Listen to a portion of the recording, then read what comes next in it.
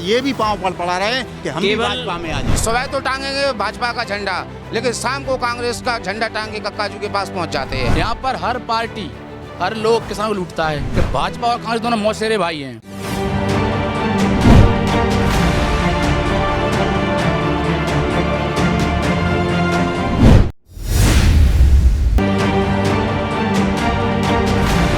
ये पिछोर विधानसभा क्षेत्र है और पिछोर ग्वालियर चंबल इलाके और बुंदेलखंड से लगा हुआ क्षेत्र है और इसीलिए वहाँ ये दोनों की संस्कृति यहाँ पर नज़र आती है। यहाँ पर मुद्दों से ज़्यादा जातिगत समीकरण के आधार पर चुनाव होता है और मेरे पीछे जो महारानी लक्ष्मीबाई की मूर्ति आप देख रहे होंगे, ये यहाँ के स्थानीय विधायक केपी सिंह कक्काजू ने लगवाई है। अवंतीबाई की मूर्ति यहाँ के लोधी समुदाय ने लगवाई है, यानी यहाँ पर मूर्ति पॉलिटिक्स भी चल रही है। और लोधी समुदाय का मुद्दा इस बार इसलिए चर्चा में है क्योंकि प्रीतम सिंह लोधी का पूरा एपिसोड जब से हुआ है, जब से बीजेपी ने उनको निष्कासित किया है, तब से वो लोधी समुदाय को और दलित वर्ग को इकट्ठा करने में लगे हुए हैं। इसलिए इस बार यहाँ का मुकाबला बहुत रोचक हो चुका है और यहाँ पर त्रिकोणीय मुकाबला इस बार देखने को मिलेगा।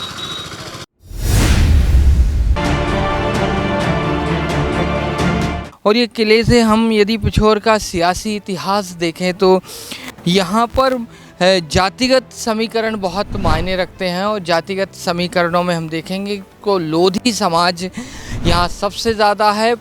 60,000 करीब लोधी समाज यहाँ पर वोटर है और इसीलिए वो निर्णायक वोट बैंक लोधी समाज माना जाता है। लोधी समाज जब किसी एक पक्ष में देता है तो दूसरे अन्य समाज हैं, जो यादव समाज हैं, आदिवासी वर्ग है, ब्राह्मण हैं, क्षत्रिय हैं, वो फिर दूसरे वर्ग में चले जाते हैं और यहीं से ये जीत हार का समीकरण यहाँ से तय होता है। तोमर राजपूतों की चंपा नगरी को आज पिछोर के नाम से जाना जाता है। यहाँ का किला अपनी ऐतिहासिक विरासत के लिए पहचान रखता है। इस किले पर मुगल, मराठा और अंग्रेजों का शासन रहा। 1860 में सिंधिया राजवंश ने इस किले पर कब्जा जमाया। जितना समृद्ध यहाँ का इतिहास है, उतना ही दिलचस्प यहाँ का राजनीतिक मुकाबला होता है। ये विधानसभा सीट है जहाँ बीजेपी अपनी पूरी ताकत तो लगाती है, लेकिन फिर भी कांग्रेस के केपी सिंह अपना किला बचा ले जाते हैं। पिछोर का किला जहां ऐतिहासिक इमारत है, तो वहीं पिछोर विधानसभा सीट केपी सिंह की राजनीतिक विरासत। ऐसा इसलिए कह रहे हैं क्योंकि केपी सिंह यहां से लगातार पिछले 30 सालों से विधायक का चुनाव जीतते चले आ रहे हैं। साल 1957 में इस सीट से पहली बार कांग्रेस के राजा राम सिंह ने चुनाव जीता। 62 में इस सीट पर हिंदू महासभा के लक्ष्मी नारायण ने जीत दर्ज की। इसके बाद सीट से स्वतंत्र पार्टी, जनता पार्टी और कांग्रेस के बीच बदल बदल कर उम्मीदवार जीतते रहे। यहाँ साल 1993 में एंट्री हुई केपी सिंह की। केपी सिंह 30 साल से लगातार सीट से जीतते चले आ रहे हैं।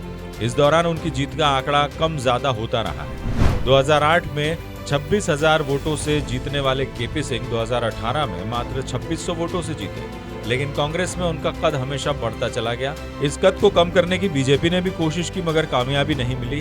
बीजेपी इस सीट को जीतने के लिए लगातार नई नई रणनीति बनाती रहती है। अब पिछोर में मौजूदा सियासी समीकरण कुछ ऐसे बनते नजर आ रहे हैं कि वो बीजेपी को नुकसान पहुंचाएंगे या कांग्रेस को फायदा, कुछ कह नहीं सकते, क्योंकि केपी सिंह के सामने 2 बार चुनाव लड़ चुके प्रीतम लोधी अब बीजेपी के ही खिलाफ बगावत पर आमादा है। दरअसल प्रीतम सिंह लोधी की ब्राह्मणों पर की गई टिप्पणी के बाद बीजेपी ने लोधी को पार्टी से बाहर का रास्ता दिखा दिया है। लोधी ने ओबीसी और SC/ST वर्ग को साथ लेकर ग्वालियर, शिवपुरी में बीजेपी के ही खिलाफ मोर्चा खोल दिया है और 50 सीटों पर बाकी राजनीतिक दलों के साथ वो गठबंधन कर चुनाव लड़ने का ऐलान कर चुके हैं। लोधी का कहना है कि 50 सीटों पर चुनाव लड़ेंगे और किंग मेकर बनेंगे। और मैं जितने भी छोटे छोटे दल हैं, मैं सारे दलों को एक छत के नीचे लाना चाहता हूँ। जैसे समाजवादी पार्टी है, बहुजन पार्टी है, एक भीम पार्टी है, एक आप पार्टी है, एक अपनी गौड़वाना पार्टी है। ये 4-5 पार्टियां हैं, इनको मैंने पंड बनाया, एक पंड बना के तरीके, और पंड बनाकर हम इनको हक मांगेंगे। अगर ये हक नहीं देंगे तो जैसे पंड बने भी महाभारत रचाता है, ऐसे ही अब 23 में महाभारत ही होगा मध्य प्रदेश के अंदर। हम इनका गठबंधन करेंगे, 10 सीटें किसी को, 8 किसी को, 7 किसी को, 6 किसी को, ऐसी बांटेंगे और केवल लड़ेंगे हम 50 सीटों पर ही। मध्य प्रदेश में 50 से ज़्यादा नहीं लड़ेंगे हम, और 50 को ही हम टारगेट करेंगे और 50 से ज़्यादा को टारगेट नहीं करेंगे। 50 सीटों में से अगर हमने 35-40 भी निकाल ली तो हम, ये बात सही है, किंग मेकर बनेंगे अब की बार 23 में हम। पिछोर विधानसभा में मुद्दों से ज्यादा जातिगत समीकरण हावी है और इस इलाके में प्रदेश के बाकी इलाकों की तरह मूलभूत सुविधाओं का अभाव साफ तौर पर नजर आता है। यहाँ भी सड़क, बिजली, पानी, रोजगार को लेकर जनता की अपनी नाराजगी है। उद्योगों का अभाव और जातिगत समीकरणों के प्रभाव के बीच में जनता है। जाति माति का असर है, थोड़ा बहुत है, ज़्यादा नहीं है। बीजेपी का भी है सर, थोड़ा बहुत है। वैसे ये जीतती है हमेशा ये जीतती है। जीतते हैं ये? अब ये तो अपना अपना वो बहुमत है, जैसा भी चल जाए, जनता चाहती है इनको, इसलिए जीतती है। यहाँ पे चुनाव में हमारे कक्काजू केपी सिंह जनता की सेवा करते हैं और तभी लोग सब उन्हें वोट देते हैं और जिताते हैं। बाहर के भी लोग आते हैं यहाँ काम करवाने के लिए। कक्काजू से जो वैध काम होता है वो काम करते हैं। हाँ, ऐसा विधायक है नहीं, अभी 6-7 बार जीत गए। कोई वैसे ही यहाँ कोई शिक्षित लोग हैं क्या? सबका काम करते हैं जो काम होने योग्य होता है। इस बार कोई है? टक्कर में तो साहब कभी कोई रहा नहीं है। वो तो एक जातिवाद की हवा दे करके और ऐसे एक समुदाय विशेष के लिए, एक समाज विशेष के लिए बहका देते हैं, तो वो बेचारे जो वैसे लोग हैं वो बातों में आ जाते हैं। टक्कर में कोई नहीं रहता और उनकी जो कार्यशैली और कार्य करने की क्षमता है सर, मैं तो जानता हूँ कि एक यंग के पास भी नहीं है। वो मुद्दे तो विकास पे होते हैं, विकास करते हैं हमारे विधायक जी, और पूर्व में मंत्री भी रहे तो उन्हें सारे अनुभव है और क्षेत्र का अच्छा। अरे जातिवादी का तो वे काम ही नहीं करती है, वे तो और दूसरे करते रहे, दूसरों से क्या करना है। वो तो एक वो बनाते रहते हैं मुद्दे। कुछ नहीं होएगा, कुछ नहीं असर पड़ेगा। और लोधी इधर आ गया, ये दलित समाज में घुस गया, इसी लोधी इधर आ गया कक्काजी में। क्योंकि आदिवासियों को जो आवास है, सही में आदिवासियों को आवास मिलना चाहिए। झोंपड़ियों में बास कर रहे हैं और दमंग लोगों ने आवास भर रही हैं। मुद्दे की जहाँ तक बात करें तो बेरोजगारी बहुत ज़्यादा है, क्योंकि उस हिसाब से इंडस्ट्री नहीं है सेटअप यहाँ पर, और हो भी कैसे सकती है क्योंकि बहुत छोटी जगह है और कोई सरकार की तरफ से भी ध्यान नहीं दिया गया। तो ये सारी चीज़ें हैं। तो यहाँ के जो 127 लड़के और वो भाजपा सरकार में युवा ठोकर खाते हुए फिर रहा है। सरकार तो इनकी है, इनकी चलेगी, हमारी क्या चलेगी इनके आगे। भाजपा ने हमारे व्यक्तियों के साथ अन्याय किया है, पिछड़ा वर्ग के साथ अन्याय किया है। ये पिछोर की चौपाल है और इस चौपाल में मौजूद हैं जनप्रतिनिधियों के साथ साथ वो जनता जो वोट करती है, जो अपना विधायक चुनती है। यहाँ पर सियासी समीकरण थोड़ा पहले आपको बता देते हैं कि यहाँ पर पिछले 30 साल से केपी सिंह कक्काजू कांग्रेस के विधायक यहाँ पर हैं और 1993 में वो पहली बार चुने गए थे और उसके बाद लगातार यहाँ की नुमाइंदगी विधानसभा में वो कर रहे हैं। इसके अलावा यहाँ पर एक लोधी फैक्टर भी है कि प्रीतम लोधी बीजेपी से जब से निष्कासित हुए हैं तब से उनका पूरे प्रदेश में मूवमेंट चल रहा है और वो ओबीसी को, लोधी समाज को, इसके अलावा ST/SC समाज को, आदिवासियों को एकजुट करने की कोशिश कर रहे हैं, यानी वो भी एक बड़ा फैक्टर है। इसके अलावा बसपा का वोट बैंक भी यहाँ पर माना जाता है और यहाँ पर मुद्दों से ज़्यादा जातिगत समीकरणों पर बात होती है। उम्मीदवार भी उसी तरह से तय होता है। लोधी समुदाय यहाँ पर निर्णायक है। इसके अलावा क्षत्रिय, ब्राह्मण, आदिवासी, यादव समुदाय का भी यहाँ पर बड़ा वोट बैंक है। हमारे साथ बीजेपी और कांग्रेस के लोग भी हैं। शुरुआत बीजेपी से करेंगे क्योंकि यहाँ पर 30 साल से कांग्रेस के विधायक हैं, तो इस नाते विपक्षी वो मानते हैं अपने आप को। आप बताइए आपका नाम और पार्टी। राम गुप्ता, पूर्व भाजपा मंडल अध्यक्ष हूँ। बताइए क्या सवाल है आपके विधायक से? क्या यहाँ पर सब कुछ ठीक है? यहाँ की सियासत क्या कह रही है? मेरा सवाल एक ही है कि जो विधायक प्रतिनिधि के लिए जो विकास कार्यों के लिए पैसा मिलता है विधानसभा के लिए, उस पैसे का कितना दुरुपयोग हुआ है, यहाँ कितना उपयोग किया जा रहा है, कितना दुरुपयोग हो रहा है, ये पैसा कितना आता है और कहाँ जाता है, इसका हमको आज तक हमारे यहाँ के क्षेत्र की जनता को कोई मालूम नहीं पड़ा आज तक। वो पैसा कितना आता है और कितना खर्च किया जाता है, ये तो कम से जनता के बीच में आना चाहिए। और उन्होंने सार्वजनिक हित में कितना विकास किया।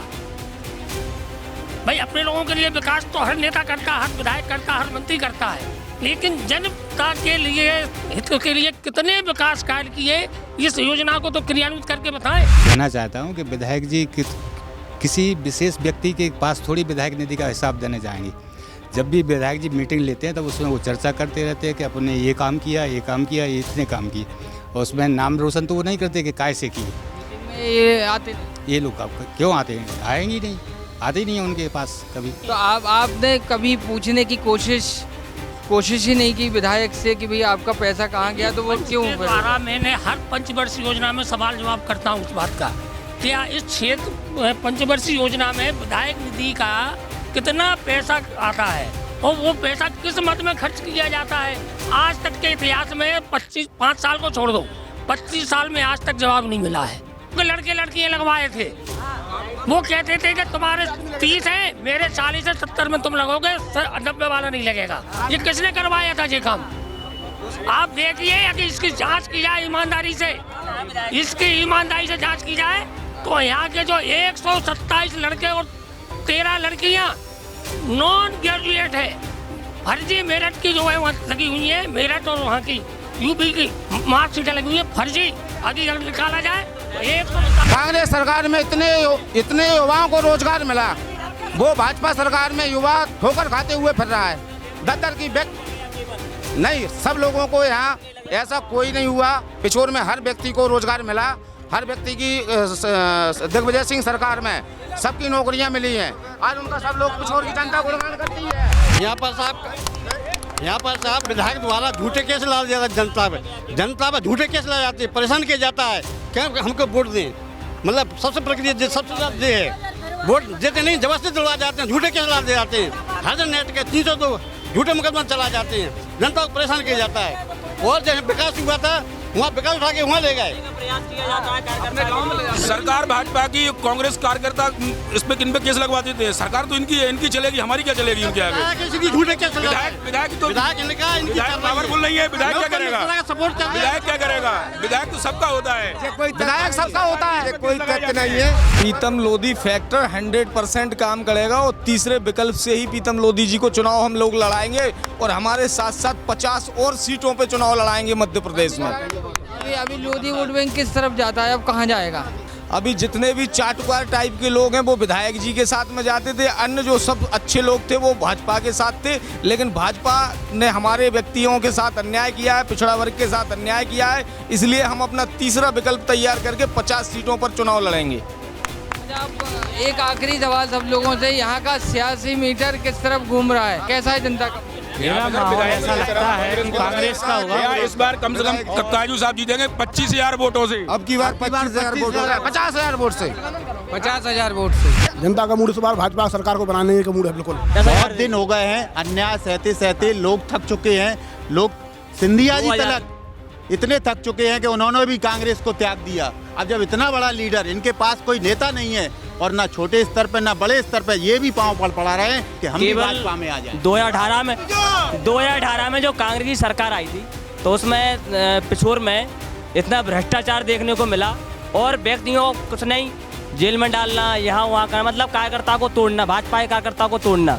और 2023 में भारतीय जनता पार्टी 20,000 मतों से किसी को भी टिकट दे दे, हमारी केवल भाजपा, केवल कमल का फूल। हम तो कमल का फूल खिलाएंगे, अपना विधायक बनाएंगे। बीजेपी यहाँ से क्यों जीतेगी, कैसे जीतेगी? जीतेगी, अब आपको दिखाएगी तो सब जनता ही दिखा के बताएगी आपके लिए। अभी सुबह तो टांगेंगे भाजपा का झंडा, लेकिन शाम को कांग्रेस का झंडा टांग के कक्काजू के पास पहुँच जाते हैं। यहाँ पिछोर का ये है। और यहाँ ये हालत है कि भाजपा और कांग्रेस दोनों मौसेरे भाई हैं। जब उनका टाइम आ जाता है तो वो लूटते हैं, जैसे राशन की दुकानें और तहसील का टैक्स। मतलब यहाँ ये समझो कि वो चलता है सीधा परसेंटेज, SDM से बोल दिया तो इतने चाहिए मेरे लिए। यहाँ पर हर पार्टी, हर लोग किसान को लूटता है। आज ये बता दे, कोई भी भाजपा हो जाए कांग्रेस से, सब नेता खड़े हैं, किसी से पूछ जाए यहाँ पे। इस बार ना भाजपा आएगी ना कांग्रेस आएगी, कौन आएगा? तीसरा दल खड़ा होगा यहाँ, वो किसानों के, यहाँ पर किसानों का विधायक बनेगा। यहाँ हमारे यहाँ कांग्रेस ही का शासन है, 93 से लगातार कक्काजू साहब विधायक हैं। हमारे जो विपक्ष के लोग हैं वो विकास की बात नहीं करते, वो केवल जाति बात पे चुनाव लड़ते हैं। उनके पास कहीं से कहीं तक कुछ कहने के लिए नहीं है। कक्काजू ने 0 से लेके 93 से पहले का इतिहास उठा के देख लो तो कहीं किसी भी गांव के लिए सड़कें नहीं थी, अस्पताल में कुछ नहीं था। मैं अस्पताल के सामने ही रहता हूँ। विकास के नाम पे 0 था। बस स्टैंड पे, सारे बस स्टैंड पे गंदगी छाई रहती थी, डब्बे रखे रहते थे। खनिया धाना के लिए जाओ या मायापुर के लिए आप जाना चाहें, बात तो यहाँ जाति की होती है। पूरी बात सुन लो, बात तो जाति की होती है। मेरी बात, विकास की बात हो विकास की बात कर रहा हूँ ना, आप सुन तो लो पूरी बात। लेकिन यहाँ का चुनाव तो जाति पे तय हो रहा है। जरा सा पानी बस जाता था तो हम खनियादाना नहीं पहुँच सकते थे। 7 साल से नगर पालिका अध्यक्ष यहाँ थे, उसके 33 वोट आए हैं कांग्रेस वालों के। अभी भी 20 हजार राम जी अभी भी कांग्रेस ही का है। वो तो ऐसा है फर्जी टाइप का एट ए टाइम में मनीराम जी कांग्रेस ही का है, कांग्रेस ही का है, बिना तरीका लोटा। मैं ये बोल चाहता हूँ कि 30 साल से यहाँ पर माननीय जी विधायक हैं, ठीक है। अरे सुनो तो, कभी किसान की बात की क्या, कभी किसान की बात की क्या, बताओ कभी किसान की बात की क्या, बोलो इनसे पूछो। कभी खेत में खड़े हुए क्या, किसान के साथ खड़े हुए बताओ, मैं बोल रहा हूँ, बताओ कब ओला सुनो ओला वृष्टि का जब पैसा आया ना तो पता कौन खा गया? तहसील के बाबू, उन पे FIR हुई, उन पे पूछो FIR हुई, कोई कार्रवाई नहीं हुई। बाबू कौन है, बाबू कौन है? छाता वाले कौन से ऊपर से लगा विधायक जी का छाता, उसके छाए में वो रहते हैं। और जो किसानों का आप किसी भी लगा सकते हैं। शुगर हाथ का पैसा किसके खाते में गया? पूछो एक बार, पूछो किसानों के किसके खाते में गया? आपके पास जाति बात के अलावा कोई मुद्दा नहीं है। विकास के लिए ये बताए ना, 17 साल से भाजपा की सरकार है, 17 साल लगातार हो गए हैं। ये बताए ना 17 साल में ने क्या किया है पिछोर के लिए? हमने तो, हमारे पास तो 30 साल का लंबा चिट्ठा है। हर 5 किलोमीटर पे हाई स्कूल है, इंटर कॉलेज है, विकास की हमारे पास तो लगातार है। जिन योजनाओं में विधायक जी का हाथ नहीं हो पाता वो जनता तक सीधे पहुंचती हैं। जहां विधायक जी का ब्रेक लग जाता है वो योजनाएं भाजपा की होते हुए कार्यकर्ता को नहीं मिल पाती। जी हाँ, ये थी पोहरी की पंचायत यानी चौपाल। इसमें आपने देखा होगा कि किस तरह के मुद्दे यहाँ पर मुद्दा है, विकास का यहाँ पर मुद्दा है, जाति का यहाँ पर मुद्दा है, लोधी समुदाय का यहाँ पर मुद्दा है, विधायक के कामकाज का यहाँ पर मुद्दा है, बीजेपी की ज़मीन तैयार होने का, और सबसे बड़ा मुद्दा यहाँ पर है कि आखिर लोधी समुदाय किस पक्ष में बैठेगा। और जिस पक्ष में लोधी समुदाय जाएगा शायद उसी तरफ ये सियासी मीटर इस वक्त घूमता हुआ हमको दिखाई दे रहा है। 10 सूत्र ने इस इलाके के प्रबुद्धजनों, वरिष्ठ पत्रकार और जनता से चर्चा की तो कुछ और सवाल निकलकर सामने आए। पहला सवाल, किसानों की जमीन सरकारी योजनाओं में अधिग्रहित हो रही है जिसे किसान देना नहीं चाहते, इसे रोकने की आपने क्या कोशिश की? दूसरा सवाल, 15 महीने की सरकार के दौरान आपके इलाके के कितने किसानों का कर्जा माफ हुआ? तीसरा सवाल, मास्टर प्लान में रोड तो बहुत प्रस्तावित हुए, अब तक बने क्यों नहीं? चौथा सवाल, जल संकट से निपटने के लिए तालाब निर्माण और बाकी कार्यों पर कितनी राशि खर्च हुई? पांचवा सवाल, 15 महीने की सरकार में आपके इलाके के कितने युवाओं को बेरोजगारी भत्ता मिला? विधायक केपी सिंह से जब 10 सूत्र ने इन सवालों के जवाब लिए तो उन्होंने अपने इलाके में करवाए गए विकास काम भी गिनाए, साथ ही ये भी कहा कि वो एक बार फिर जनता की उम्मीदों पर खरा उतरेंगे। इस वक्त हम पिछोर विधानसभा क्षेत्र में हैं। शिवपुरी ज़िले की ये महत्वपूर्ण विधानसभा है, ग्वालियर चंबल क्षेत्र की महत्वपूर्ण विधानसभा मानी जाती है। और हमारे साथ यहाँ के विधायक केपी सिंह कक्काजू हैं। कक्काजू यहाँ से 6 बार MLA लगातार चुने गए हैं। और इस बार हम यहाँ पे बात क्यों कर रहे हैं, क्योंकि इस बार बीजेपी की नज़र कांग्रेस के उन अवैध गढ़ों पर है जो भेजने में वो अब तक नाकाम रही है। और उन्हीं में से एक किला है पिछोर, जहाँ पर इस बार बीजेपी की बड़ी नज़र है कि किसी तरह किले में सेंधमारी हो पाए। लेकिन कक्काजू की रणनीति अलग तरह से काम करती है। तो क्या बीजेपी के इस नज़र में कितना आप चौकस हैं? देखिए, हर पार्टी अपनी तैयारी करती है और मैं भी कोशिश करता हूं कि चुनाव के संबंध की तैयारी पूरी रहे। तो अभी तक तो जो हमारा योजना रही या तैयारी रही कभी असफल नहीं हुई। कोशिश मेरी ये है कि हम फिर कामयाब हों। इश्यूज़ कुछ हैं, क्योंकि 18 साल से बीजेपी की सरकार है, 1.5 साल बीच में कांग्रेस की सरकार बनी थी। तो क्या यहाँ विकास की गंगा की कोई धारा यहाँ तक आ पाती है या बीच में रुक जाती है? आपके अपने प्रयास से यहाँ पर विकास हो रहे हैं? एक इस क्षेत्र के लिए सबसे बड़ी योजना थी पूरी नदी पर योजना, जिसमें काम अभी तक ख़त्म हो जाना चाहिए था। ये करीबन डैम को मिला के 2000 करोड़ की योजना है, पूरी विधानसभा में उसका पानी जाना था। लेकिन इसकी जो वर्तमान में हालत है कि डैम तो अगले साल तैयार हो जाएगा, पानी भर जाएगा। लेकिन दूसरी एजेंसी जो नहर का काम कर रही है, पाइपलाइंस के द्वारा पानी पहुंचाना था, वो एजेंसी ऐसा लगता है कि फेल हो जाएगी, क्योंकि एक तो उनके जो ओनर थे वो जेल वेल चले गए और काम भी उनने जैसा किया है खुद करते नहीं काम, सब पेटी पे काम दे रखा है, पेटी वालों को पेमेंट नहीं करते हैं, तो काम कैसे हो, और क्वालिटी बहुत घटिया हो रही है। उद्योग इस तरह से यहाँ पे नहीं है, वो भी एक समस्या है रोजगार की कि यहाँ स्थानीय स्तर पर कोई उद्योग नहीं लगे हैं। अगर छोटे छोटे उद्योग यहाँ पे लग पाएँ तो शायद कुछ रोजगार युवाओं को मिले। उद्योग तो अब जो वर्तमान हालात हैं लगभग पनप नहीं रहे। ग्वालियर जैसी जगह पे उद्योगों की हालत ख़राब है और रूरल एरिया में तो इनका पावर का सप्लाई की कमी की वजह से कोई लोग आते ही नहीं हैं और लोकल जो प्रोडक्ट हैं उनको मार्केटिंग नहीं है। तो सरकारें इसमें, चाहे केंद्र सरकार हो चाहे राज्य सरकार, इसमें सफल नहीं हो पा रही है, इसीलिए बेरोज़गारी बढ़ रही है। और इस संबंध में सरकारों को गंभीरता सोचना पड़ेगा, नहीं तो आज का जो युवा पीढ़ी तैयार हो रही है, ये फिर हो सकता है विद्रोह की स्थिति में आ जाए। इश्यूज़ के अलावा जातिगत समीकरण भी यहाँ मायने रखते हैं क्या? यहाँ एक पर्टिकुलर कास्ट है जिसका वोटर बहुत ज़्यादा है और जितने चुनाव हुए हैं लगभग एक आध चुनाव को छोड़ के, पहला चुनाव में या बीच के एक चुनाव में, और भारतीय जनता पार्टी ने जब जब किसी और को टिकट दिया है तो उसकी जमानत जब्त हुई है। तो यहाँ बिना पर्टिकुलर कम्युनिटी के भारतीय जनता पार्टी का बहुत बड़ा आधार है, बनता नहीं है। इसलिए भाजपा की भी मजबूरी है कि उसी वर्ग को जिसकी संख्या ज़्यादा उसको टिकट दें और कोई दूसरा रास्ता उनके पास है नहीं है। क्योंकि मैं नहीं कहता कि भाजपा के लोग काम नहीं करते, लेकिन बेचारे जो उनसे बनता है वो करते हैं, लेकिन सफल नहीं हो पा रहे हैं। तो नए प्रयोग करके भी उन्होंने देख लिए, लेकिन परिणाम उनके पक्ष में नहीं आया। तो उनके जो चीफ लोग हैं वो भी इस बात को लेके सोचते रहते हैं क्या करें। जो आप कह रहे थे अभी के योजनाएं बनाते रहते हैं, तो योजनाएं तो जहाँ सफलता हाथ लगती है वहाँ कुछ न कुछ तो करने की कोशिश की जाती है।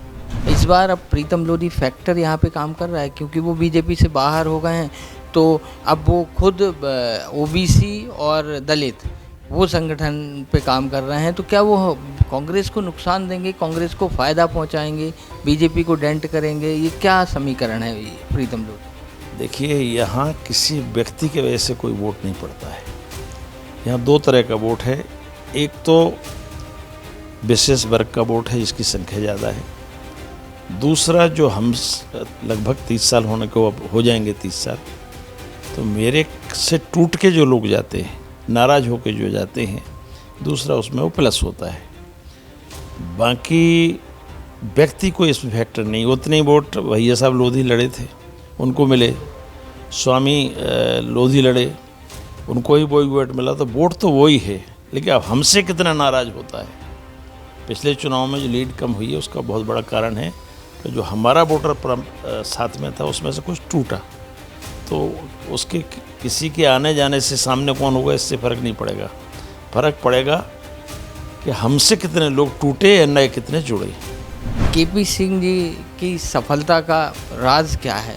किस तरह का कॉम्बिनेशन, किस तरह का काम, किस तरह का मेल जोल आपने बना के रखा है कि 30 साल से 29 साल हो गए, 30वां अगले साल हो जाएगा, 30 साल से आप यहाँ पे विधायक और आपको कोई चुनौती नहीं दे पाया। दो बार से लीड कम ज़रूर हुई है, लेकिन बाकी उसके पहले आप कंफर्टेबल मेजोरिटी से जीतते रहे।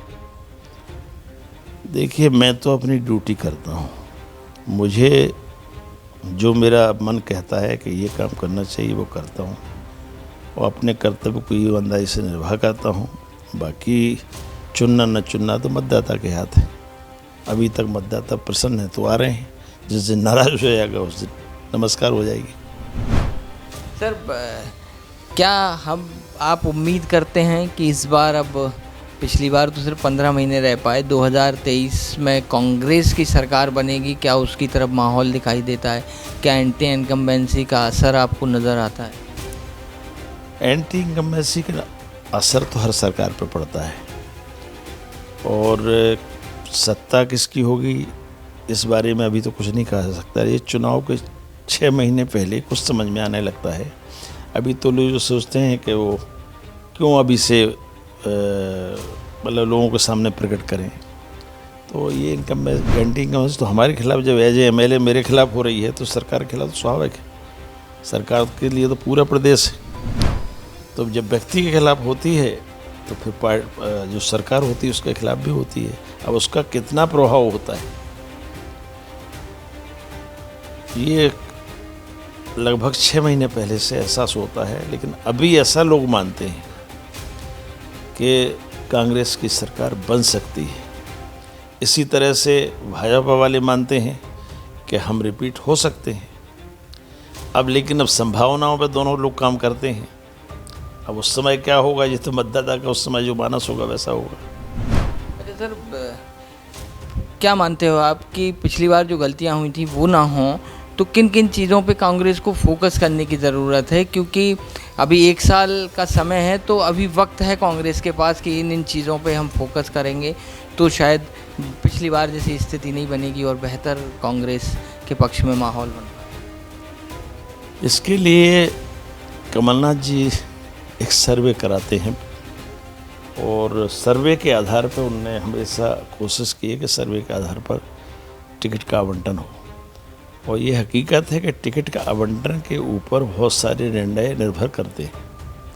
पार्टियों के तो पक्ष में और विपक्ष में माहौल होता ही, परंपरागत मतदाता जो जिसके साथ है उसके साथ रहता ही है, लेकिन जिस व्यक्ति को उन्होंने खड़ा किया उसकी हालत क्या है, कुछ रोल व्यक्ति का भी होता है। तो कमलनाथ जी कोशिश कर रहे हैं कि सर्वे कई बार करा रहे हैं, तो जो सर्वे में ठीक आएगा उसको टिकट देंगे। जब अच्छा व्यक्ति टिकट पाएगा तो स्वाभाविक उसका परिणाम भी अच्छा आएगा। सर्वे सर, वाकई में सर्वे की तरह सर्वे होता है? क्योंकि अंत में हम टिकट की जब सूची देखते हैं सर, तो वो तो ये इनके ऐसे करके हो जाता है। अब देखिए क्या है कि कमलनाथ जी का अपना तरीका काम करने का है, वो सर्वे रिपोर्ट को ठीक मानते हैं, लेकिन कभी कभी सर्वे के जो लोग काम करने वाली टीम है, अगर वो ठीक से सर्वे नहीं करती तो उसका दुष्परिणाम भी भोगना पड़ता है।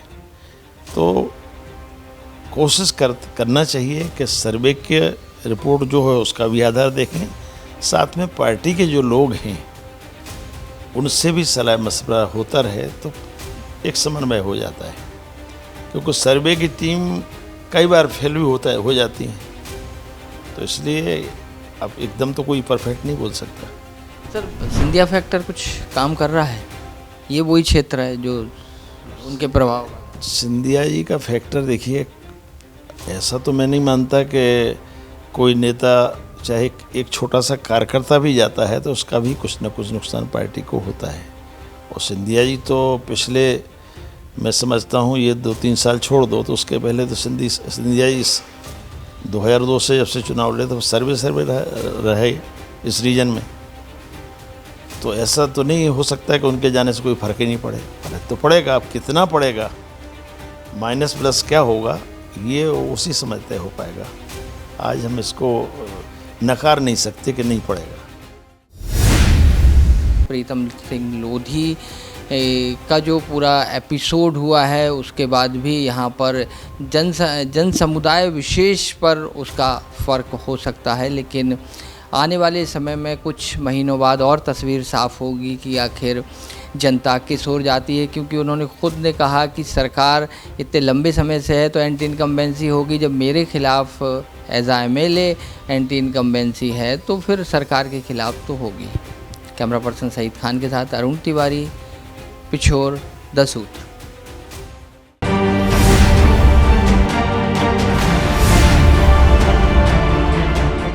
द सूत्र की खबरों को देखने के लिए प्ले स्टोर और एप्पल स्टोर से डाउनलोड करें हमारा ऐप द सूत्र। आप हमारी खबरें thesutra.com पर भी देख सकते हैं। Social media platforms Twitter, Facebook और इंस्टाग्राम पर भी हमें फॉलो कर सकते हैं। साथ ही यूट्यूब पर भी हमें सब्सक्राइब करें।